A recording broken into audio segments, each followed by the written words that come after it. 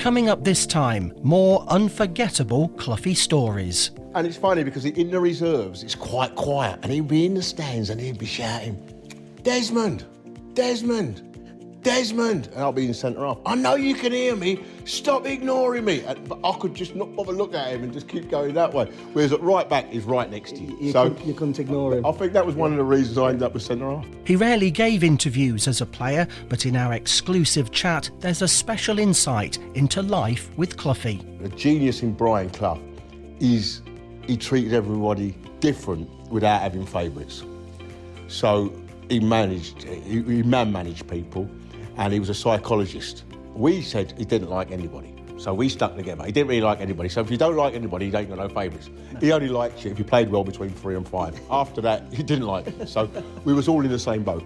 And I'm sure you'll love the story about the sponsored car. Honestly, it was quick, and it was like, if there's a decent car, little sports car, and had a pin in the seat, you know, when you want to go forward and backwards. And the pin broke after about a week, so you can imagine. Every time I accelerated, my seat went back.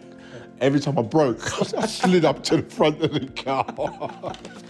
Hello, I'm Des Walker.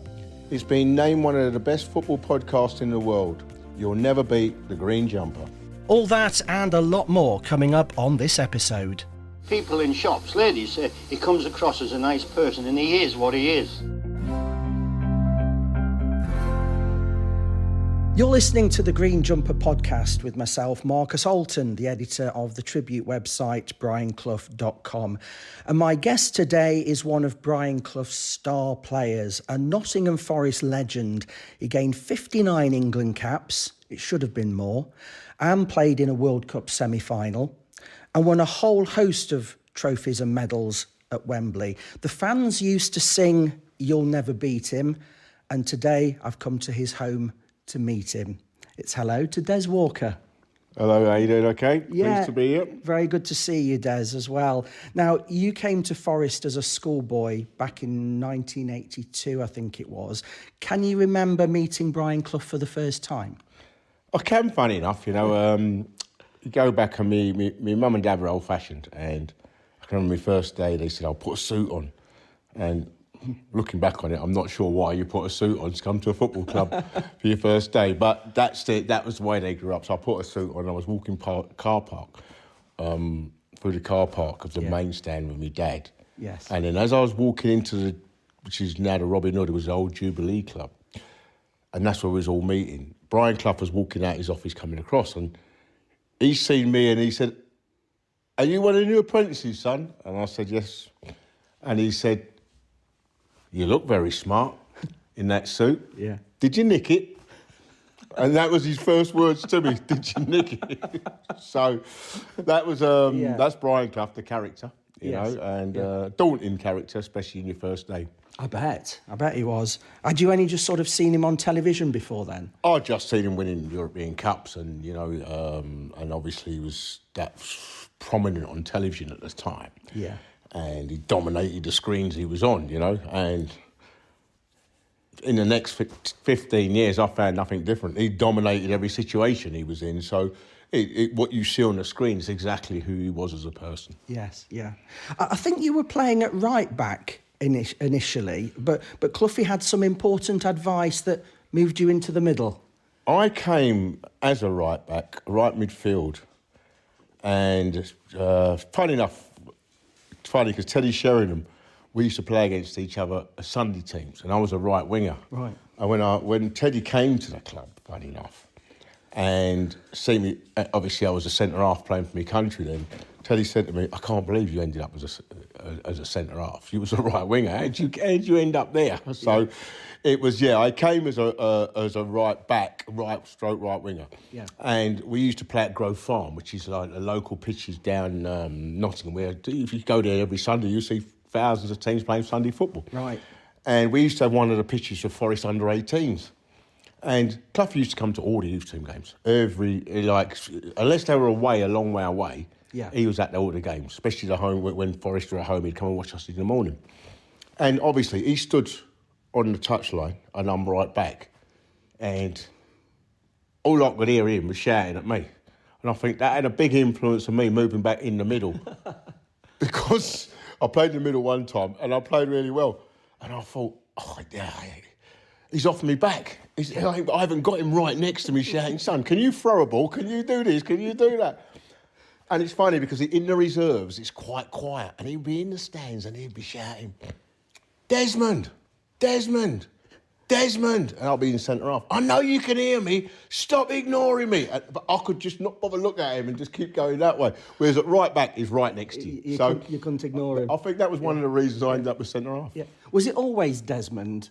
Never Des? Yeah, he had that way, a little way of patronising you a little bit, Desmond, and he's called Teddy Sherman Edward, you know, and a bit like your mum scolding you. So he had that way, and it was part of his charisma and part of his armoury, I think, you know, to have something on you a little bit, you know. But you got used to him pretty quickly. You got comfortable. I got comfortable around him, and I think at the end of the day, to play for him, you can't be scared of him. You know what I mean, yeah? And as much as the likes of Brian Clough, Alex Ferguson, they're fearsome characters, but they are, at the end of the day, they're there to win football matches, not to scare you. Do you know what I mean? Yeah. And I think the genius in probably both of them, especially Clough, I don't know Alex Ferguson that well, but he won a lot of things. But the genius in Brian Clough is he treated everybody different without having favourites. So he managed people, and he was a psychologist. Do you know what I mean? Yes. But he didn't really have his favourites, and I think we said he didn't like anybody. So we stuck together. He didn't really like anybody. So if you don't like anybody, you ain't got no favourites. No. He only liked you if you played well between 3 and 5. After that, he didn't like you. So we was all in the same boat. Yeah. You were originally on schoolboy forms, I think, with Spurs. You're a London lad, obviously. What attracted you to Forest in the first place? Well, that's quite simple. They're double European champions, you know, and won the league. You know, you're talking about the very top of the tree. So I think people kind of, at the moment, Forest are sitting pretty, and people think, wow, we're all right, Forest. Do you know what I mean? But in my day, we were always all right. You know, I came to a team that was trenched in success. So the only thing we've got to do is try and emulate some kind of success, because you come to a club because it's great, because you want to wallow in the tradition to keep it great, not because it's a weight on your shoulders, you know. And I think some people can take it as a weight on their shoulders. You know, winning 2 European Cups and winning the league and being top of Europe isn't a weight on your shoulder. It's a privilege to play for that football club. Yeah. You mentioned the current Forest side. What do you think to their setup at the moment, especially the defence? Well, I don't think it's defence. I think it's a whole team. You know, you can't single out ones or the others. I think, well, it's easy to, I mean, if you've got 2 people sat in front of you, defence is going to be stronger straight away, you know, because they set up a way to just counter-attack teams. So defensively, you're going to be strong, because if you only set up to counter-attack and you defensively as a team you're not strong, then you're going down. Yeah. So they've set up that way. Do you know what I mean? So that gives their defence quite a lot of protection. And but to do that way, you've got to keep clean sheets, you know, which is what they're doing, you know, and they're doing it very, very well. So, and, you know, I think the manager understands the game of football really well, and he understands players. And when I've watched Forest, what I see is a similarity to Brian Clough. Where I see a similarity to the 2 managers is the fact that I think every player on that pitch when they go out knows their job. Not only do they know their job, they're comfortably doing their job, you know. Brian Clough never asked you to do anything you couldn't do. Mm-hmm. He expected you to do what you was good at. Otherwise, he's quite happy to play a youngster who's left-footed rather than play a 33-year-old who's right-footed playing on the left, because he's asking him to do something he's not good at. So this is where he would use any player. He just thinks, well, there's a slot, that's what you're good at, here's your chance. They can do the job. You're correct. And I think this manager's quite similar. Do you know what I mean? Yeah. And which means that players go out and they're more content, because you've got to be comfortable if you're being asked to do something that you're good at rather than what you're not so good at. Yeah. Coming back to your early career, I think your mum had a different career path mapped out for you.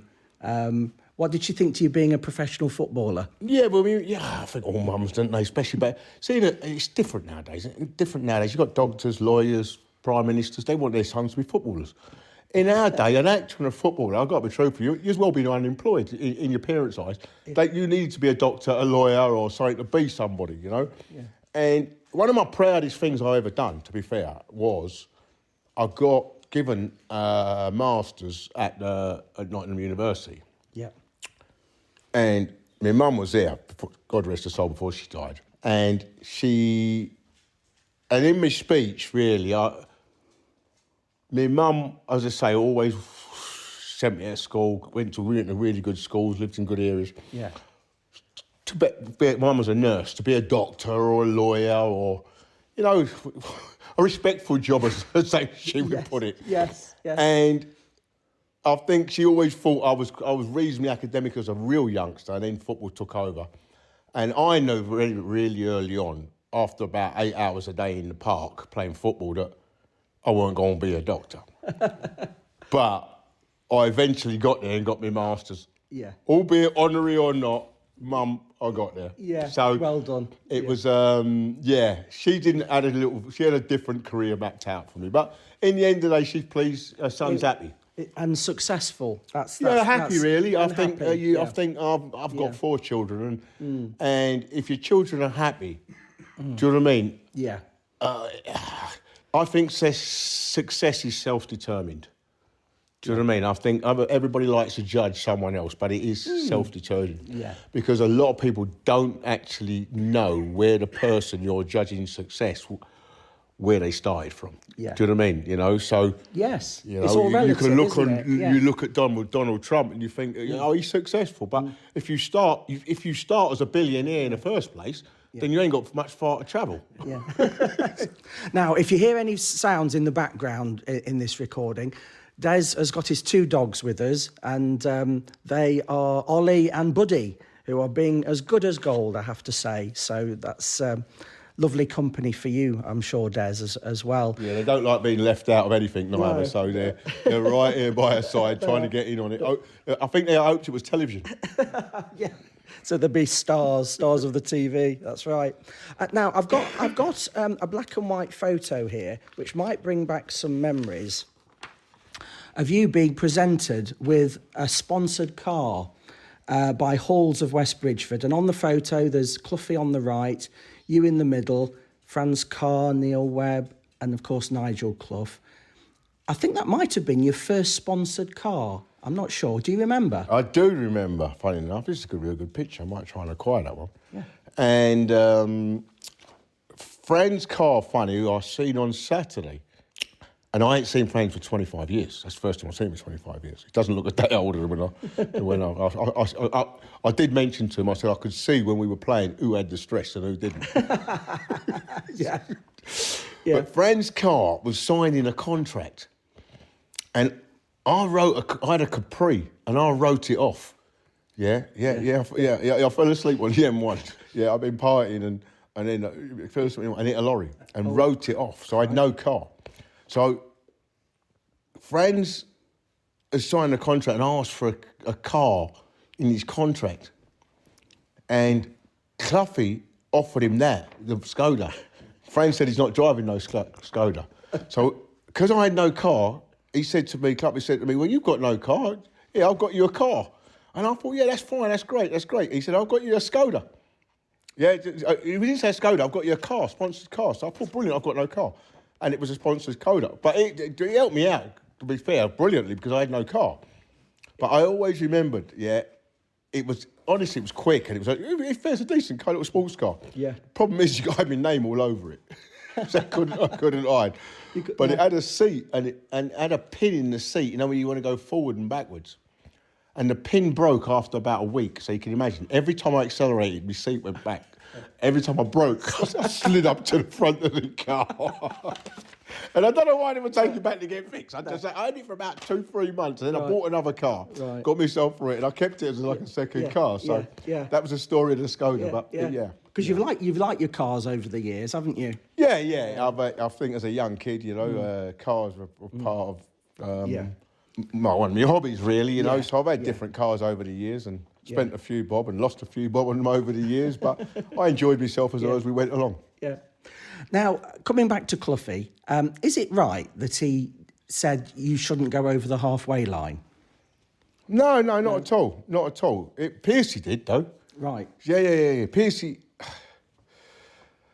was playing for England, and Graham Taylor thought, because I was good in year, and he said, well, Des is good in year, why don't you go up the corners?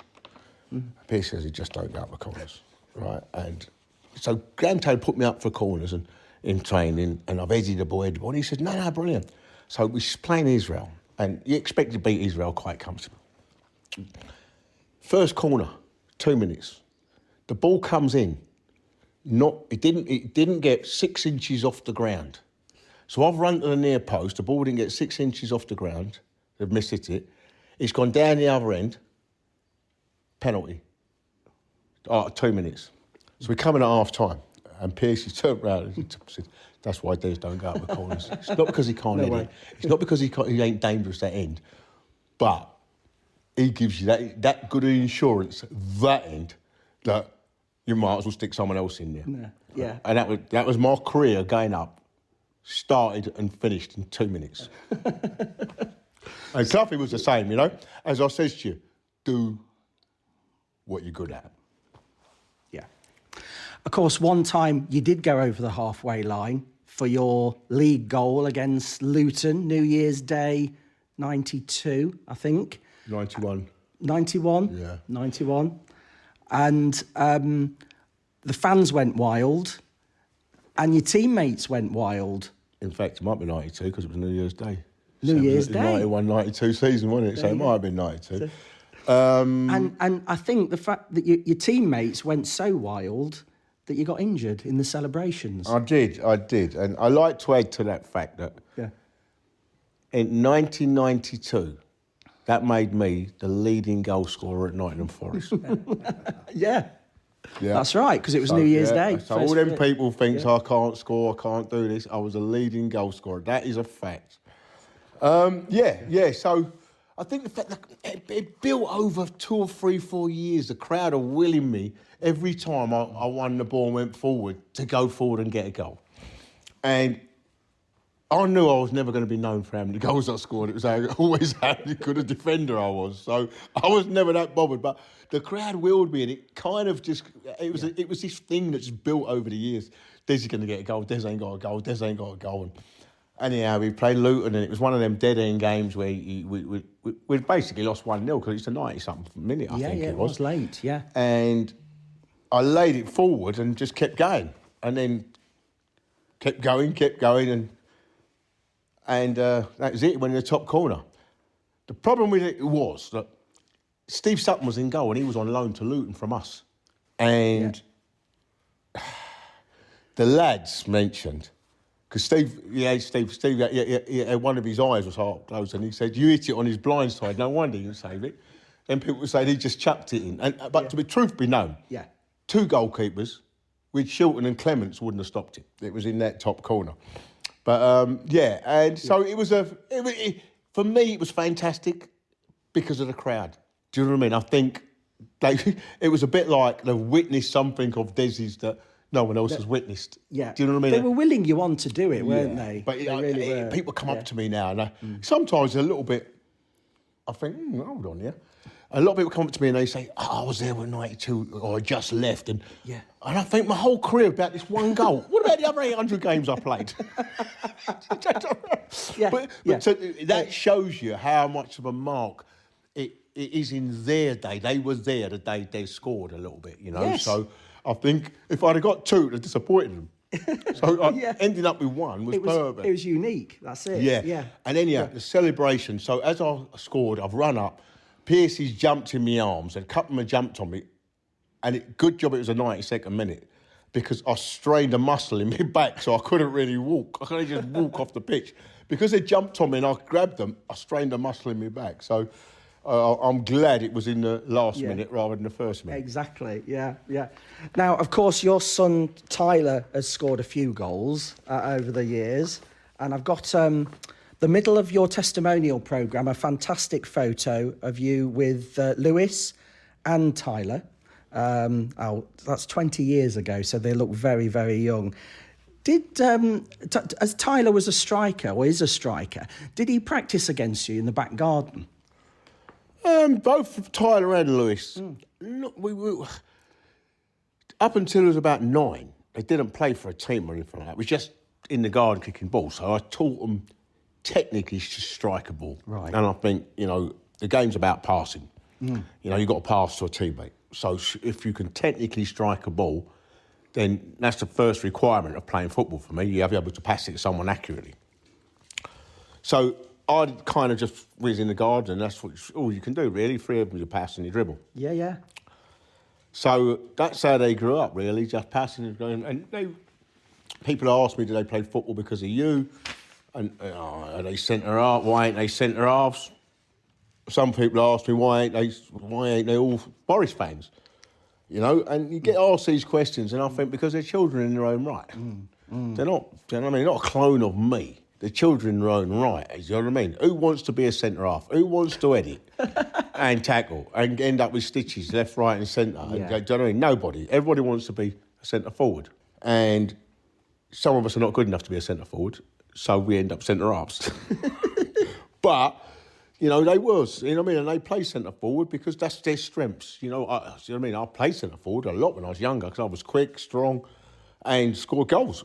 But I was never going to make a living at the highest level that way. And as you progress up the ladder, it's demanding. You either want to be a good player or you don't want to be a good player. So you can sit there and be a bad centre forward or you can be a good centre half. So I know which one I chose. And obviously Tyler and Lewis, they'll choose their way, what's good for them. And same respect. And I said, well, they live in Nottingham. They went to Nottingham Forest games. Like Tyler, he loves Nottingham. He loves Forest. Yeah. Do you know what I mean?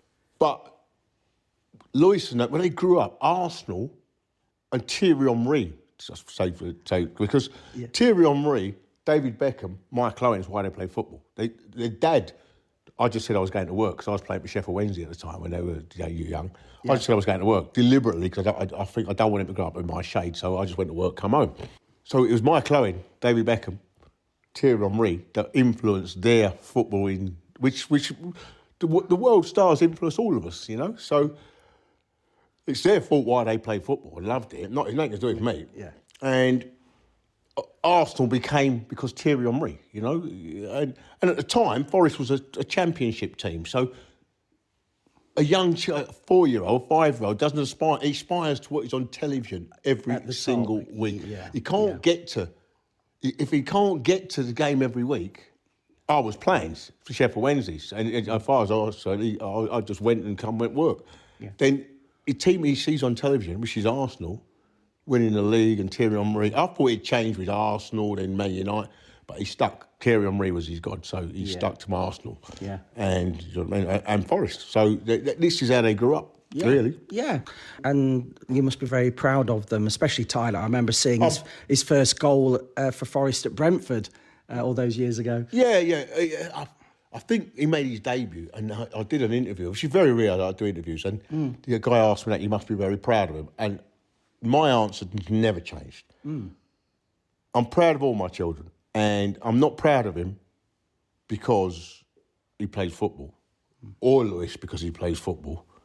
I'm proud of him because I think he's a decent, lovely bloke. I'm pleased for him that he plays football because that's what he wants to do.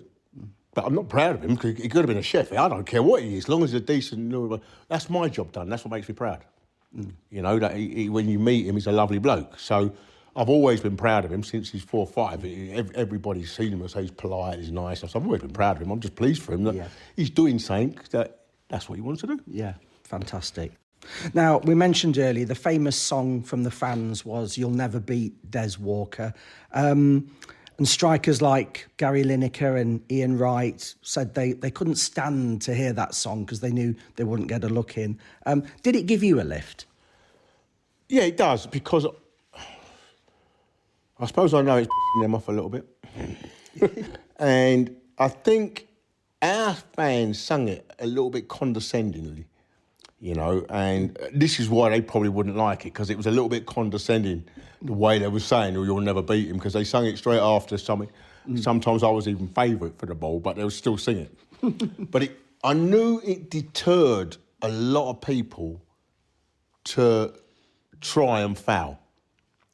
And in football, if you don't try, you definitely foul. Well, in life.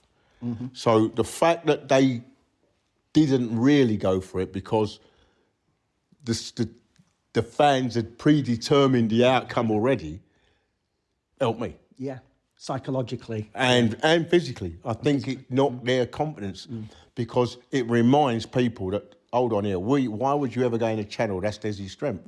So they're limiting where they're going to go, what they're going to do, and they're limiting their choices. And you build an aura. In football, in boxing, in every sport, you need an aura. You know, Mike Tyson didn't fight every fight. He fought 10%. Yeah, the other 90%, they just come for a payday and I was going to go down as quick. Football's the same. Tiger Woods is the same. Football's the same. 60% of the people, before they get on the park, they think you've got to build that aura, so they're playing against Des Walker, they're playing against Stuart Pearce, they're playing against Gary Lineker. Do you know what I mean? Now, when you play the Gary Linekers, that's the 10% that made the best man win, because he's not really scared of me, or he ain't going to give me. He should relish playing against the very best, because I relish playing against him. Yeah. Vice versa to whoever it was, you know, Malcolm Van Basten. You know, they bring the best out of me. That's why I come in football. But other people, Michael Van Basten will intimidate, I'm sure, the 70, 80%, because you can't fight every battle. You'll be bruised. So you want easier battles. Pick and your so fights. no, you don't pick your fight, but you want easier battles because your aura has dictated that. And I think as long as you start really well, and that's why it's important for me to start well, the first 15 minutes, you chuck that gauntlet down and you think, you know, and I know, you ain't in my league. But you have to chuck that gauntlet down so he knows, well, you know, well, I'll play it safe because I'm playing against Des, or I'm playing it safe because I'm playing against Gary Lineker. This is what people do. Once they start playing it safe, you've got them a little bit, you know. And you know, so I said to you, you can't fight every battle because, remember, there's 60, 70 of them in the season. Yeah. So 10's enough. 11 at full tilt is enough. Talking of songs, KWS, back in 1992, released a song in your honour, Please Don't Go. It was an appeal to try to keep you at Forest. Did that pull on your heartstrings at all? Did it have any impact? I think their song, the timing of it, helped them a little bit. I think I came along to leave at the similar time they were releasing a song. And so it was tweaked a little bit. And but anyhow, it was always a wrench to leave. You know, I'd been here 10 years. I had 10 great years. And it was always a wrench to leave. And I never really ever left the city, to be perfectly truthful. The fans have always been fantastic to me. The football club was great. And I wouldn't have left Nottingham Forest for any other club in England. But I felt all the best strikers in the world were in Italy. Yeah. And I wanted to crack. I enjoyed putting myself against the best. That's one of my biggest enjoyment. And I thought the club had lost a little bit ambition, I would say, to go out and go against the very top in the league. We had 5 fantastic footballers, and we was buying players then from non-league, nicking them from non-league. Well, you're not going to go against Liverpool, nicking players from non-league. And we was getting away with it a little bit because we had 5 fantastic footballers.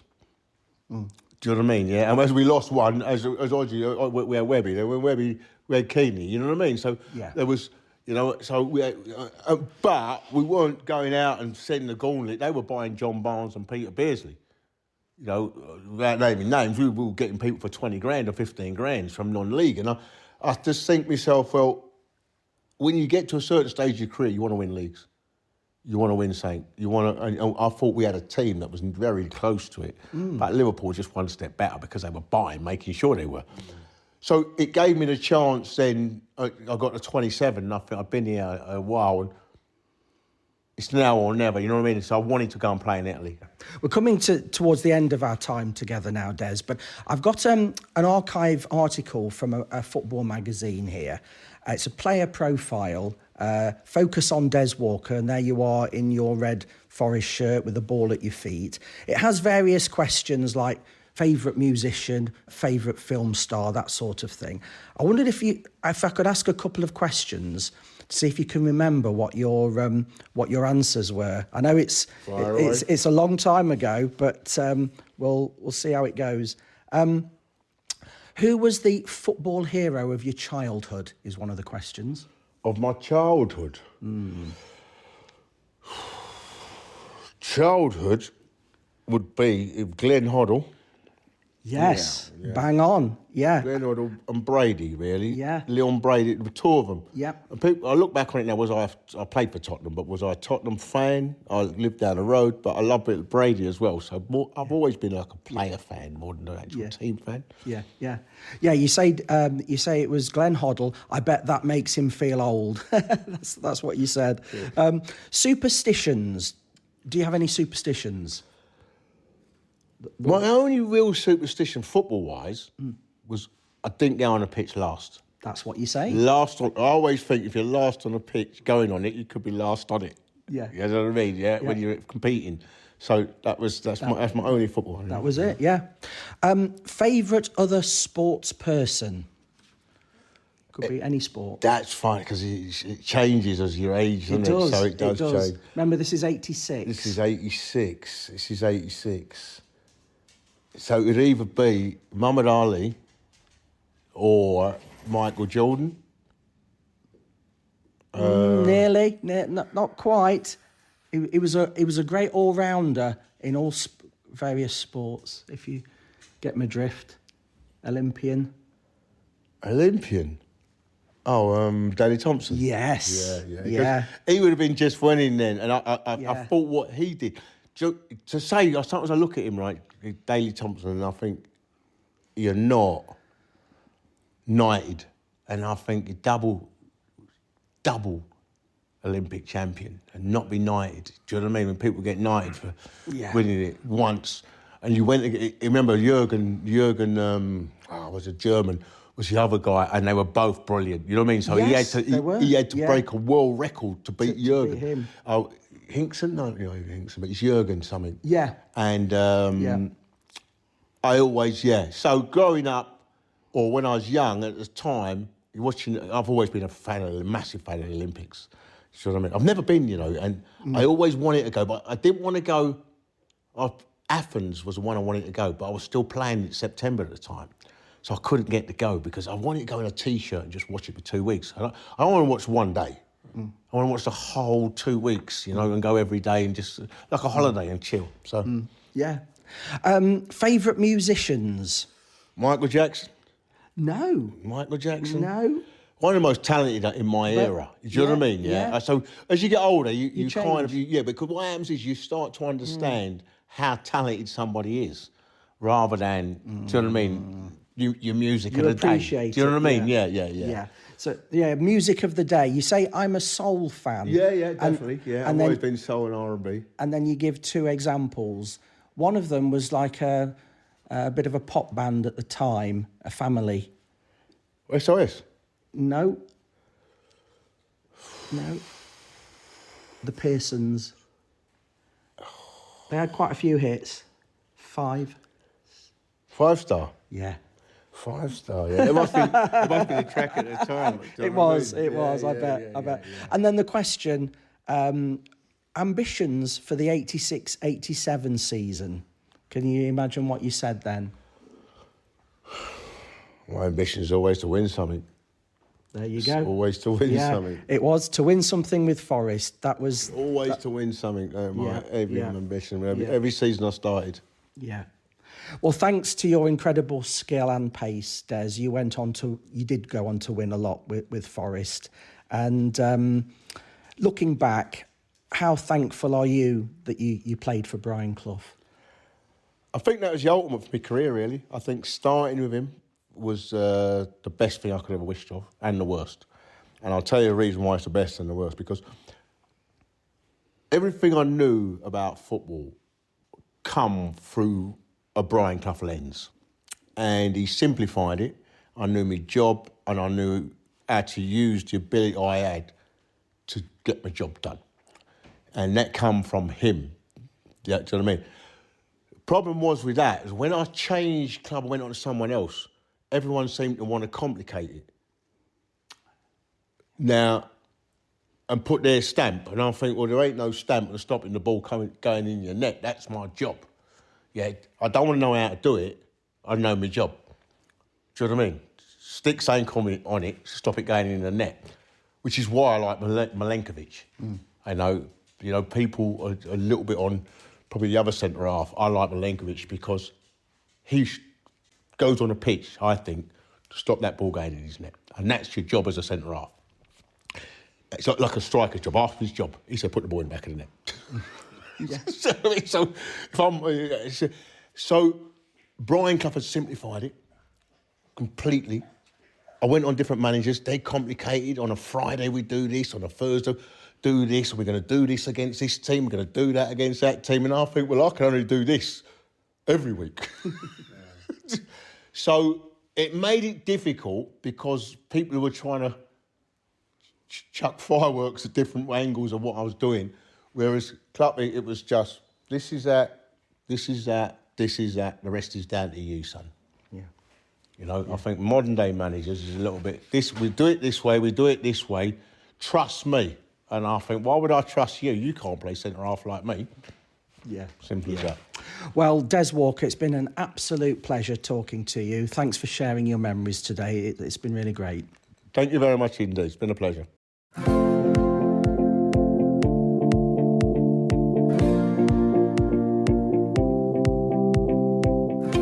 And thanks to you for listening. If you're enjoying the Green Jumper podcast, then please leave a review to help spread the word.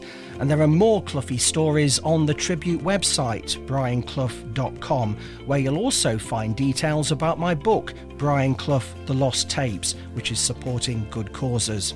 And as a Green Jumper listener, just use the code GREEN15 at checkout for 15% off. That's GREEN15.